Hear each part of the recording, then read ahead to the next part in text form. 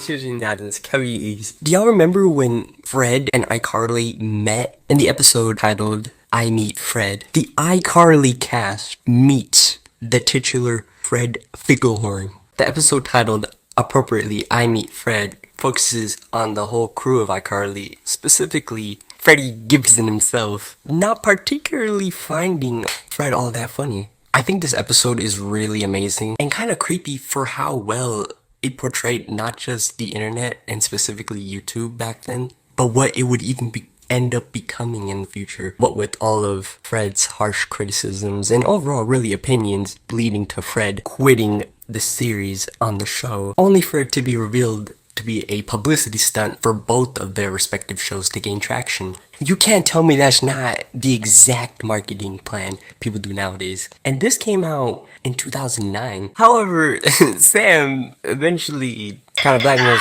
Freddie into apologizing to Fred, which leads to the whole yuppie happy ending and the two series collaborating, which they actually did in real life too. Fred would end up posting a video that featured the cast of iCarly and a pool of spaghetti. But yeah, I mean, pretty funny and cool actually. But I think what's most impressive is how well they predict the area and really direction the internet would go into before we would even reach the 2010s. It's kind of like a precursor to what would come, in a way. Very smartly written, funny, and surprisingly aged very well, even a whole decade later, with the horrendous state of YouTube now. I think it's even weirder, but genius at the same time looking back at this episode, was how they had Fred be portrayed by his actual actor, Lucas Cruikshank. Even when watching this episode for the first time with my sister, I was so confused when I first saw Fred on screen acting normal. And I'm pretty sure a lot of you guys were too. But looking back at it, it was a pretty smart idea. It also helped with making the audience sympathize with Fred, because looking back at it, Freddy's criticisms were probably deadass what everyone else was thinking about Fred at the time.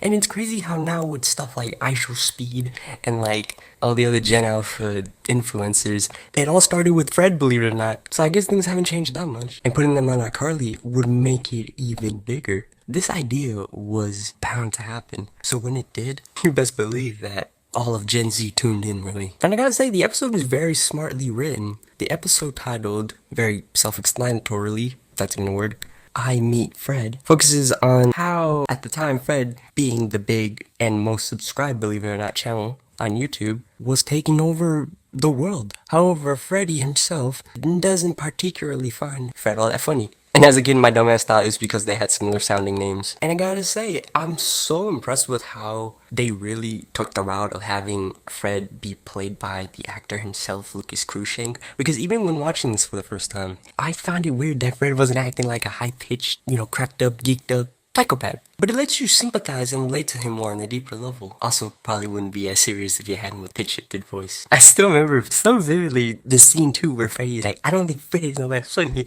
I was in the apartment with my sister watching it. So weird how vividly I remember that though. And to think that that episode itself is 10 years. We're not sure, we're past that point. I think this episode is really important because it really showed and kind of pinpointed the direction that not even just YouTube celebrity status as a whole, but internet celebrity status could lead to. I mean, Fred went from just being on the computer to the big screen, really. And on a show as big and popular as iCarly, made by, and even written by, scarily enough, Dan Schneider himself. That leads to so many more questions all at the same time. Did Fred ever interact with Dan Schneider? Either way, we don't want to know. But I think this episode aged so well, and given its theme, that just makes it all the more surprising. Especially since Fred as a whole isn't even a thing anymore.